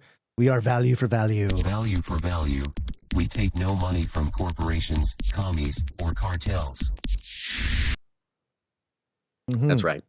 And you can produce the show with your time, your talent, or your treasure. Lots of ways to do it. Where are we starting today, Guns?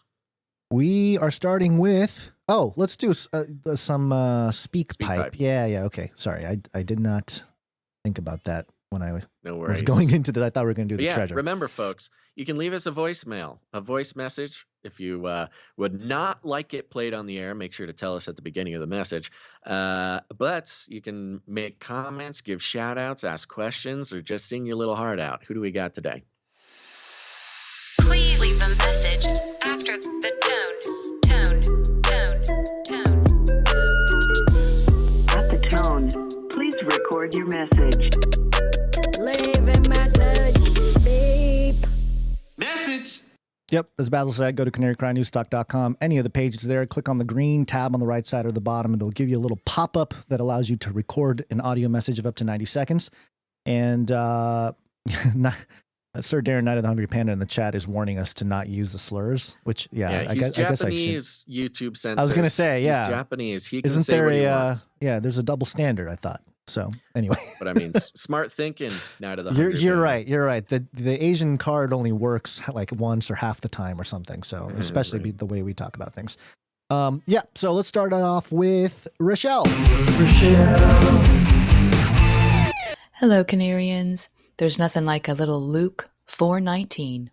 God has sent me to heal the brokenhearted, to preach deliverance to the captives, and recovering of sight to the blind, to set at liberty them that are bruised. He heals the brokenhearted. He frees captivity. The darkened I departed. The bruised find liberty. Say, Christ, can you live in me? Can the Spirit help me see His light eternally? We are the faithless. He is the faithful. We are the blackness. He makes us beautiful. He is the greatest. We are the grateful. Stay strong for Jesus. Thank you very much, Rochelle. Always appreciate it. Lovely. Thank you very much. Mm-hmm. We also have another message from Silly Goose Elder Dave. Mm-hmm. Hi, guys. SGLD here once again. To do some boomer vent, because I noticed the last time my blood pressure went down 20 points. Today I want to discuss a few words. The first is interesting. If something is interesting, do I have your interest? Or is it interesting? Do I have your interest? The second is our hostages. Since 1979, it's always been our hostages. They've never been our hostages. They've always been their hostages. And thirdly, at the end of the day. Okay, it's the end of the day. Now what? It's going to be evening. Then it's going to be tomorrow. But don't put off tomorrow what you can do at the end of the day. Anyway, God love you. I love you. And at the end of the day, a nice day. This has been Boomer Rage with Silly Goose Elder Dave. Thank you very much. Bringing that boomer energy to the show. We appreciate it. And I don't say boomer in a derogatory term. We love our boomers around here. They're keeping the show going. Yep. Thank you, Silly Goose. Yep. And thank you to Sir Ike for, again, giving us the supply drop update, and DrWhoDunDat for doing the pre-show prayer today. So that's all coming in through SpeakPipe. All right, now let's thank some producers who came in with their treasure. Okay. Here we go. Mm-hmm. We're going to run right through it. Okay. Because we're so fast, we're so speedy, and we're so powerful. These are people who came in. They are subscribed to the value for value model. They have recognized that media should not be kept alive like some sort of zombie with corporate monetary magic reanimating the dead corpse of a piece of media that should not live. No, this is living media kept alive by real human beings who get value from this show, and so they put value back in with their time, their talent, or their treasure. So we're going to thank them now, starting with producer Arnold W. Arnold W. Arnold W. coming in for 3333. Illuminatus! There he is. Illuminatus. Thank you very much, Arnold W. I did not see a note. Next up, we've got producer Paul S., who increased his monthly producership over on PayPal. Thank you very much, Paul S. Hey, thank you, Paul S. Appreciate it. Very generous. Next up, we've got Travis H., producer Travis H. Hey, Travis H. Came in twice for a total of $57.70.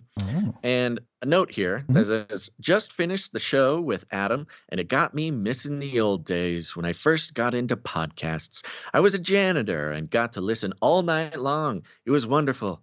Back then, it was you guys, Rob Skiba, and TPB on my normal rotation. Now, it's you, Unplugged, NA, Podcasting 2.0, and several other V4V podcasts. V4V and meetups are both biblical. Forsake not the assembling. Personal interactions with the people we love is extremely important. And then it ends with Burning Man, period. Love, period. EZ5 Plus. I'm guessing that EZ5 Plus means like easy 5 stars. I'm sure. Yeah. Yeah. Probably. Yeah. Yeah. 5 Thank you plus. very much. So producer Travis H. Really appreciate it, buddy. Yep, thank you very much. Next up, we got producer Sir Moore of Night of the Burning Chariots. Hey, Sir Moore. Yeah, it comes in for $33.33. Hey, he's Illuminatus! That's right. Under that barrier today. Sir Moore is on a 200 99 episode streak. Oh, yeah. Streakalicious. Streakalicious, Sir Morph. Thank you very much. Streakalicious. Almost to that 300. Yeah. One more again. One more. Next up, we got producer Sir Darren, Night of the Hungry Panda. Oh, man. Sir Darren, thank you very much.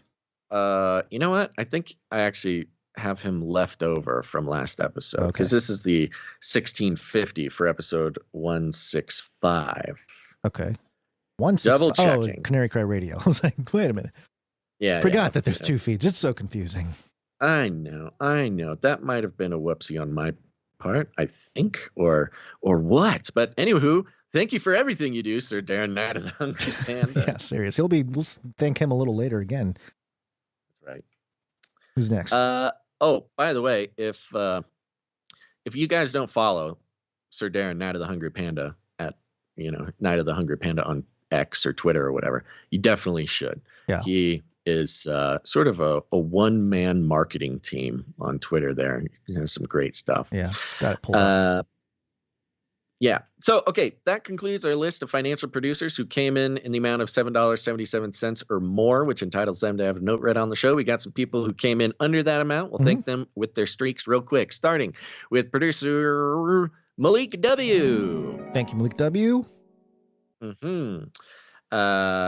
got DrWhoDunDat, 29. Wait, Malik W. 40 episodes in a row. 40. All right. Hey, it was 40. Yeah. No, 40 is not a thing. Is it? No, 42 is the next 42. one. Oh, that's right. We got DrWhoDunDat, 29 episodes in a row. Thank you very much, DrWhoDunDat. We got Veronica D, 329. Veronica D, thank you. Sir Scott, Night of Truth, 353. Sir Scott, Night of Truth. Dame Gale, Canary, Whisperer, and Lady of X's and O's, 324. Dame Gale. And last but not least, we got Sir Casey, the Shield Knight. Sir Casey. Sir Casey, the Shield Knight. Still at the top of the pack with 369 episodes in a row. Thank you very much. That concludes our list of financial producers who came in for this episode. I saw a couple people come in during the show. We will be thanking you on the next episode. Thank you for that.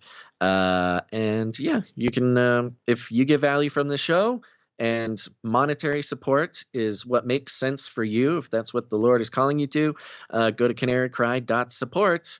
And there's all sorts of fun options there. Canarycry.support. Okay, real quick, let's do some. We got a lot of producers coming in with their art. It's fantastic. Help us build the culture behind the community here. We're going to kick it off with audio production. Audio production.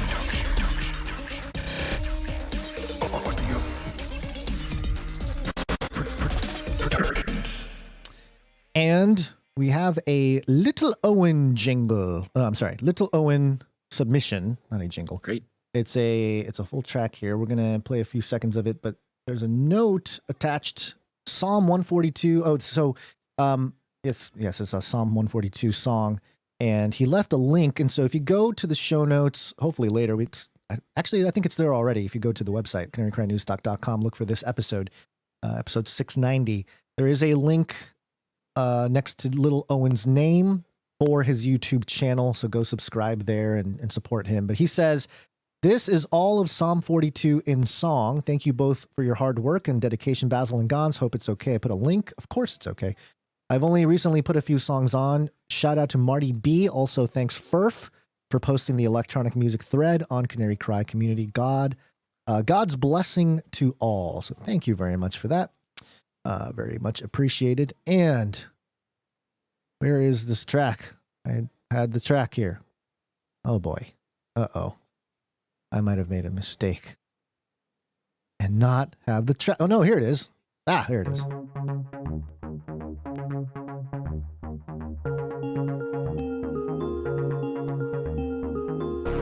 I cry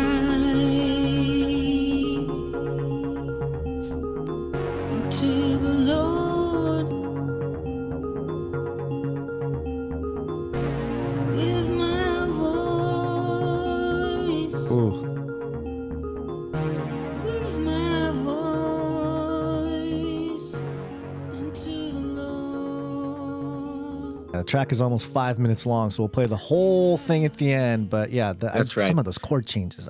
Love it. Love it. Good Well, job, I mean, Nolan. another great example of producers who are practicing their craft and sending it into the show, just continuously improving. Yeah, I mean, the quality is was even always better. great, but man, that sent shivers down my spine. Yeah, Thank quality's you, getting better. I don't know if he got a new mic or he's putting a little higher frequency in his vocal mic there or something, but sounded great. Thank you, Little Owen. Appreciate it very much. All right, let's do some art. One art, please. We kick it off with Sir Dove, Knight of Rusbeltia. One art, please, from Dove. Ooh, that was super loud in my ear, but that's okay. That's how it should be. Sir Dove has a note here. Peace. For today's artwork, I did 2 different color variations for a potential sticker design. Hope you guys like it. Keep doing what you do, and I'll keep praying for yins. This is awesome. Oh, love it. Yeah, by the way, Sir Dove's stickers, when he sends these in, these end up making it to the supply drop. So someday you might have this sticker coming to you, maybe next quarter. And this is awesome. We've got an NBA sticker, kind of in the style of NBA branding. You've got the red and blue sort of split image there. But instead of the normal NBA Jerry logo, West. this one has Gavin Newsom in some nice short, old school basketball uniform here. His uniform says West 33. Of course, he's got the upside down star logo on that jersey as well. And of course, this logo is only complete with the small Chinese child that he completely destroyed while visiting China previously. And I think this is good. This is a good sort of rebrand for the NBA. Gavin Newsom completely destroying an 11-year-old boy at a game of basketball. the little Chinese boy's name jersey says SARS on the back. I love this. So okay, Basil, you have to have a little bit of sports knowledge to understand the layers here. Give me the layers. So, okay, you got the NBA logo, you got the blue-red split there, and you have Gavin Newsom. He's wearing the West jersey. Now, of course, he's representing the West, so there's that angle. But on the original NBA logo, the silhouette is of a player named Jerry West. He's a legendary player, so it's Jerry West who's on the logo. And what's funny here is on Gavin Newsom's jersey, over his left breast area, normally where the NBA logo goes, is a Baphomet star with this logo, so the one with Gavin and the Chinese boy, as sort of the silhouette. And the same logo is also on the basketball itself. So it's like it's Inception going on. Well branded. And NBA, of course, is big in block letters across the side there. But underneath it, it says Newsom breaking ankles. Fantastic. Course, so good. Canary Cry Party. This is excellent, Sir Dove. Thank you so much. You're a genius. Yeah. Thank you. Appreciate it. Okay. We got a couple more pieces of art to cover here because we got a lot of them today. We have Sir Darren, Knight of the Hungry Panda. Or Pandas. Yes. Pandas, maybe? Is it 1 or 2 or? Knight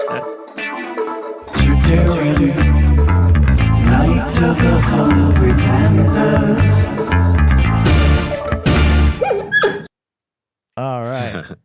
And Sir Darren, Knight of the Hungry Pandas, came in. It was a nice package of things, but we'll start off with this Godfather inspired after the Podfather episode. Actually, let me just read the note. I made some art in honor of you having the Podfather on your show. Hope you like it. P.S.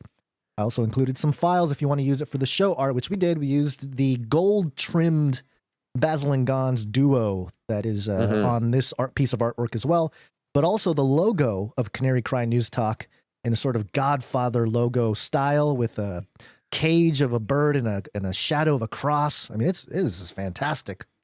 Yeah, it's awesome. And on top of this, if you're following Sir Darren on Twitter, he made a GIF of this advertisement, which has some vocals on it. Yeah, one thing I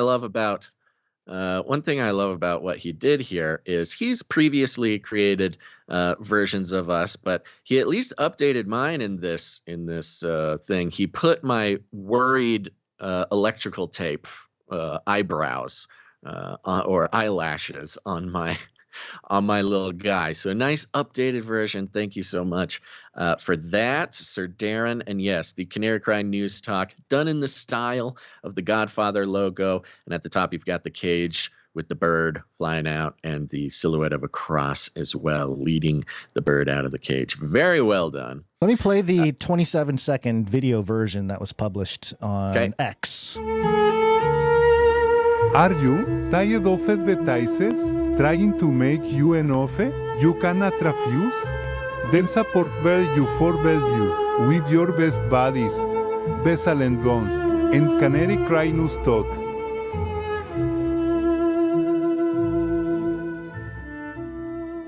Think outside the cage. There it is. Like an Italian.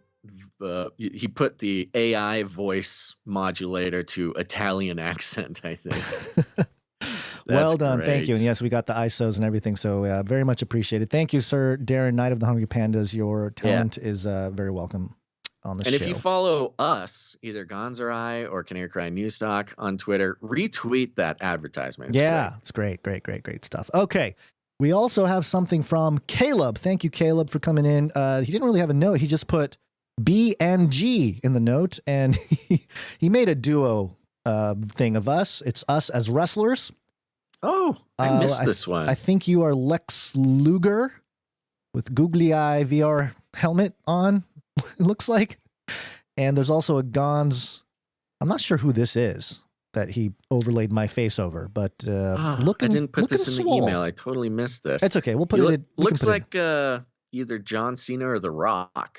I think The Rock might be Cena. The Rock doesn't. I don't know. I don't think The Rock has those particular tattoos, but I could be wrong. I don't know. But it was. It's good. It's a nice kayfabe reference there, and it's a good little insider thing for the show. So thank you for that, Caleb. It's awesome. Thank you so much, Caleb. I'm trying to get in to look at the Basil one. Okay, come on.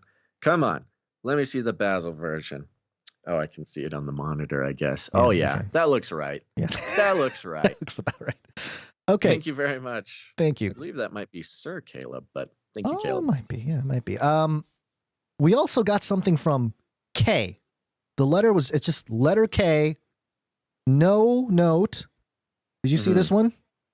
Yes. So it is the original Canary Cry News Talk logo with the globe and the bird silhouette. Yeah. Except Go ahead. Are you describing these? I was, and then I was. What's going on? I was, and then I was setting you up for the big reveal of the thing. You can't switch it up like this. I don't know what's going on. Okay. Well, I'm. Thank you, Producer K. It is the old school, the first Canary Cry News Talk logo, the blue globe with the silhouette of a canary and then the sort of font in the front, Canary Cry News Talk. But on this one, he has now overlaid a absolutely jacked canary. Swole canary. So sort of disturbingly muscular. But I appreciate that. I don't know if that's a comment on our physical improvements since the old logo, or perhaps our spiritual improvements. We are PhDs now. That's true. Maybe the musculature is representative of our intellectual accomplishments. But thank you very much, Producer K. Yeah, the Giga Canary. All right, very good. Hungry Panda says this is a hint for Basil and Gonz to start a fitness channel. You know, it's not a bad idea. We could. It's not a great idea. Maybe not a bad idea. Maybe we could just podcast in the horse stance. Let's get into the horse stance during the show. You don't know what the horse stance is? No. Well, look it up later. Okay, we got some microfiction real quick here. Okay, and, let's keep going. Microfiction. Microfiction. We got one from Runk Smash.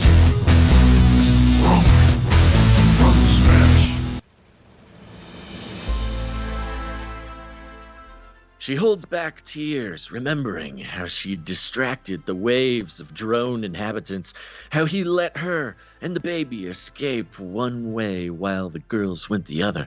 She can't finish the thought right now. The terror of those days has left deep scars.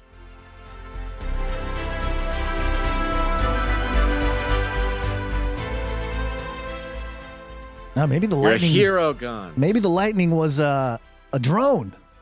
It could have been a drone. Could have been a drone. Drone lightning. We all know that. Lightning drones, yeah. Thank you very much, Runk Smash. Thank you, Runk Smash. Okay, we also have one from Stephen S. Sunday morning, 8 a.m., the local NPR affiliate kicked off and announced a non-stop music marathon of Richard Wagner's greatest hits, starting off with Ride of the Valkyries. This is NPR.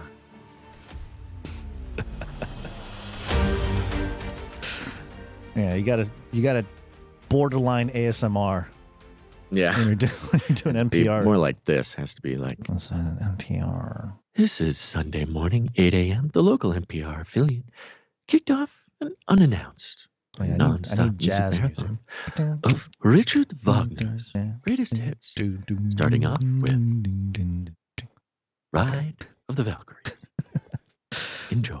Thank you very much, Stephen S. Appreciate it. Thank you to all the producers coming in with your talent. It really does help build the culture behind the community. And man, I'm hoping and praying one of these days some piece of art is just going to go viral, and everyone's going to be like, "What is Canary Cry Party?" And it'll all be thanks to the producers coming up with awesome art. So appreciate it. Yeah, it's true.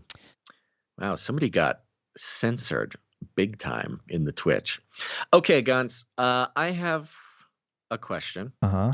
Do you want to tell us what you have here at the end real quick? Because we got to get you out to go get your babies. Yeah, well, I was going to hopefully spend more time on it, but... we can also push it. We can push it to next show. Yeah, I don't want to do that just because this whole episode has been thematically about games. So let me just touch on it real quick here. Welcome. Do it.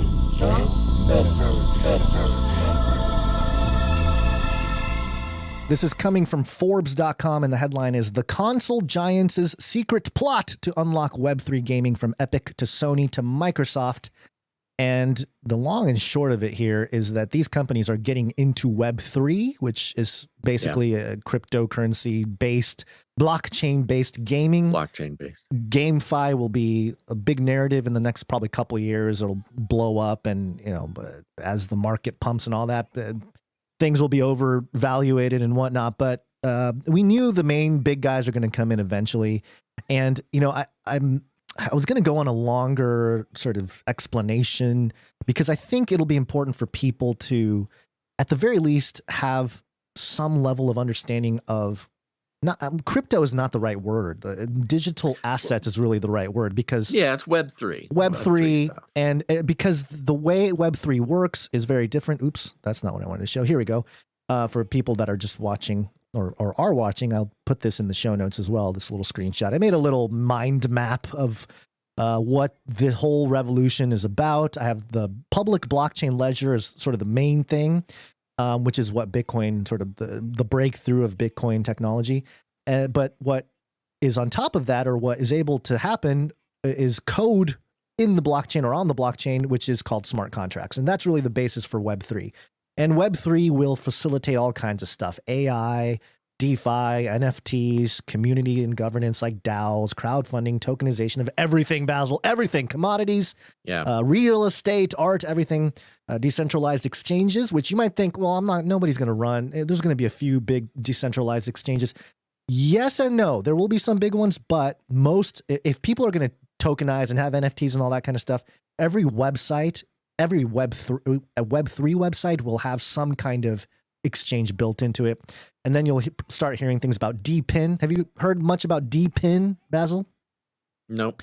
It's a new trend. You'll start hearing about it more. It's decentralized physical infrastructure networks. So this will be a big thing on supply chains. And so all of that, so blockchain, of course, the transactions are transparent. Everybody can see the transactions on the blockchain, but not everybody knows who is doing those transactions. And here's where the traditional Wall Street, BlackRock, traditional gaming companies, they're all coming in and they're like, hey, we like this because everything is recorded on a ledger and all this kind of stuff. But from their end, they're going to need to dox you, basically. They're going to have information about you, who you are, much like any company or product these days. And so that's sort of the rub and the Trojan horse, sort of, where it's great that they're moving into these more independent and sovereign technologies, but also they're going to have their little rails to make sure the data is, you're able to track who's playing and all that kind of stuff. And that's kind of the key here, because Web3, a more decentralized version of the internet instead of the internet existing on big companies' computers. Right. It's more of a decentralized thing, which has been sort of a semi-independent project up until now. They've got some momentum, some good products are being built, but this is sort of similar to the metaverse thing, that it doesn't matter what you think of it. Once institutional money gets behind it, that's what makes it real. Yeah. That's what makes it, once the institutions begin the sort of powerful magic of putting their assets and their money into a project, that basically guarantees its existence into the future.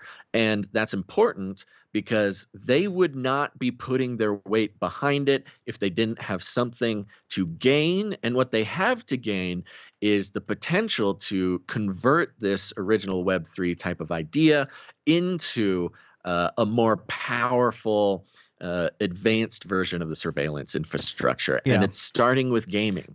Gaming is going to be huge. It's very interesting that gaming is sort of like one of the bigger fronts that they're getting involved with, because, gaming, you got a bunch of kids. Nobody's going to be thinking about it too much. These kids put all their stuff on the internet. It's a very sort of sneaky way to do it. Yeah. But it's going to be very effective. It's important to understand that the user experience is not going to be too different. The idea and the goal is that the user experience is no different than gaming is now. And that's what's really confusing to newer people to looking at this kind of stuff, is that, it just seems like, wait a minute, I'm confused. Like, what's so different? Like, can't we do this now? Like, can't you buy skins of games now? Yes, you can. But when this new Web3 ecosystem that they're building, everything will be siloed, but also interoperability will become a word that gets used and thrown around a lot, where, hey, you buy a skin for one game, well, guess what? You can wear that skin in another game. It's another metaverse, totally but different company. Yeah. So the idea of having these digital assets, these one-of-one digital assets, much like, my hat. There's prayer hands hat that I have here. You can buy a bunch of, or there's multiple hats with that prayer hands symbol on it, but the one I'm wearing, this is non-fungible, Basil. This the one I've put on my head. There's only one. There's only one of one. There's only one Basil. There's only one Gon's prayer hat. That's what I'm saying. Yeah. So that much like googly eyes. Googly eyes are getting much more popular in the VR streaming world, but there's only one Basil's. Electricos Cosmos. Where's the link for this chart? I made this chart. I'll put it in the show notes at canarycrynewstalk.com. I'm planning to do a lot more of this kind of thing because I think it helps organize thoughts, but we'll expand on it and it'll be an ongoing thing. I think we need to pay attention to it because it's got, like you said, it's got the economic thing going on, and that is going to affect us all. So it'll be important to keep track. It's interesting because even philosophically, it's the only answer to the faults in our current capitalist system. The sort of what is the word? Nuts. Like an scarcity, hatch. The sort of scarcity value thing. Our current capital is we're running out of things to economize and to keep, to grow. We're running out of room for traditional economic growth. And so a lot of creating this infrastructure is sort of creating an artificial set of value propositions, which of course we've had for a long time in the financial industries. But this is sort of bringing that idea of artificial value propositions to the regular economic system to the consumer. I could be wrong, and this is not financial advice, but BlackRock did file an ETF, that's an electronic transfer fund, for Bitcoin and Ethereum, which means that institutions and family offices, they're going to start pumping a lot of money into crypto, probably get into the same hype cycle. And I think in the next 2-3 years, we will see a bubble, the likes of the internet bubble in the early 2000s. It might be the last like big bubble in crypto before things settle down and, adoption takes place and everyone's using crypto and nobody cares about it anymore or whatever. But so not financial advice, but when BlackRock is filing for Bitcoin and Ethereum ETFs, and I think JP Morgan announced that they're using AVAX, which is Avalanche, which is another crypto blockchain, to tokenize assets. Like, oh my gosh, they're really getting into it. And so, one of the only times in history where you can front run institutions with buying these assets, before the BlackRocks and stuff. A lot of techno babble from Gons there, but keep tuning in. Nah, you guys are smart enough to understand what I'm saying. People are smart, Basil. I don't know. New people might not know what's going on. Anyways, there you go. Thanks, everybody, for tuning in to this episode of Canary Cry News Talk. Real quick, I want to encourage you to go leave ratings and reviews over on Apple Podcasts.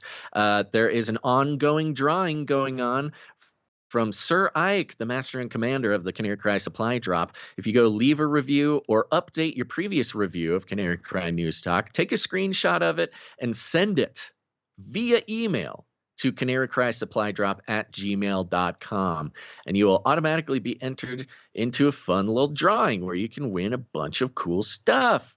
I don't know how often he's doing it, but it is ongoing. So go get your reviews in, folks. Get added into the pool. And let's see. We got a review from Taiwan. Whoa. The other day. Hey. Yeah, Taiwan.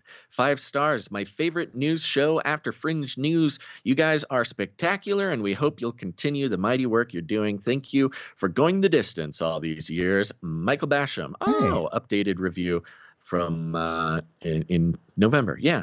All right. See, there you go. Screenshot that. Send it in, Michael, and everybody else do the same thing. Yeah. Thank you. Thank you to a couple more producers, including the Clippies. Clippies. Where's my Clippies? There they are. Clippy. Clipping all those videos. Thanks. Thank you to the Clippers. Everybody go and subscribe to the Canary Cry Clips channel on YouTube and Odyssey to get clips of the show. And if you have any basic video clipping knowledge, reach out to us. We love to get your producership involved here. But that's only possible because of the timestampers. Oh my gosh. Sorry. I'm trying to get multiple things. It's hard work. Timestamp. That's right. Timestampers that come in, they timestamp the show, often live, which is so important to so much of our back-end processes. They are faithful and they are powerful. And thank you to Jade Bouncerson for doing the timestamps for episode 689. Awesome. Thank you very much. Yeah. Other than that, thank you to Jam for the links. Thank you to Clank for clanking. And other than that, folks, share the show. It's the most important thing you can do. If you're not producing in other ways, of course, if you share the show, you are playing a role in not just, helping us get listeners, but the person you share it with, the person who sees your posts, the person who you tell word of mouth about the show, their whole world will change by their participation in listening to Canary Cry News Talk. And isn't that a cool feeling to be responsible for maybe the next level in somebody's awakening or understanding that the mainstream corporate news media does not have their best interests at heart? And you can share the show the regular ways. You could put on your social media. You can send it via owl to somebody else's castle, or you can do it some sort of unique way. Everybody has their own unique strengths and weaknesses that the Lord has blessed you with, and you can use whatever that is to help the show. Maybe you own a pizza restaurant, or maybe you own an arcade, or maybe you're a strange man who owns a claw machine in your basement that you spend days and days and months and weeks trying to win from this claw machine in order to prove to someone, Dad, that you have it in you. Whatever the case may be, go ahead, download all these podcasts, okay? Go out, spend about $43,000 on a bunch of iPod Nanos. That's right, the Nanos. Look, you don't need to buy new iPods. You can go into the dumpsters of the internet, the eBays, the Alibabas, buy up a whole bunch of iPod Nanos, fill them up with your favorite Canary Cry News Talk episodes. and then go and just start dumping them in all the claw machines you could possibly find. Not only will your works be getting in front of children who are trying so desperately to win that stuffed Pikachu, but they will also be getting the good word attached to their stuffed Pikachu. I don't know. It's not my best idea, but you do whatever works for you. We call it rattling cages. And if you need any more instructions, here's what you do. You walk right up to him, grab him by the cage, and then you shake it. The end of the world occurred pretty much as we had predicted. I want to shake things up, stir up some controversy, rattle a few cages. Hey, stop that! You'll never silence me. I'm the last angry man, a crusader for the little guy. Leave the bird alone. Never. Rattle a few cages. Rattle a few cages. The human race will have every opportunity to improve. And if they don't? Ask Noah.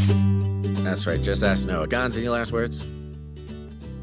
Yeah, website is updated, and also Little Owen's track, the full track will be played next episode because I gotta run. I gotta go pick up the little one. So yes, sorry about that, good. but yeah, we'll play the full thing next episode. There you go. More Lil Owen to come. Yep. All right, everybody. Thanks for listening to this episode of Canary Grind News Talk. Make sure to tune in next time. But until then, think outside the cage. This is the United States of America, for God's sake. This is the way. We're all gonna die. It will kill. Do not come back, you Nazi psychopaths. I love the Great Reset. Toilets! Toilets! This is not about freedom or personal choice. It will kill. Feed him more. Better wrap it up. Toilets! Toilets!